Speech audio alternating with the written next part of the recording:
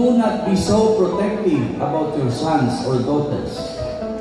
Dahil kung alam niyo po, nung pinalalaki ko yung mga anak ko, nakikita ko, habang nag-aaral maglakad yung mga bata, pag nadapa, dadamputin agad.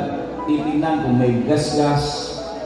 Alam niyo po, ang naging training ko sa mga anak ko, naglalakad, nadapa, huwag niyong damputin, hayaan niyo siyang tumayo.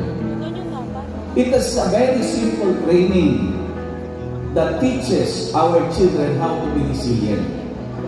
Sapagkat alam niyo po, sa totoo lang, huwag natin masyadong gawing baby ang mga anak natin. Because time will come that we will be gone sa mundong ito. Ang kailangan, preparado ang mga anak natin to stand on their own. Kailangan matuto silang tumayo at makatayo sa sarili niyang mga paa. But in any case, kung ano man ang mangyari,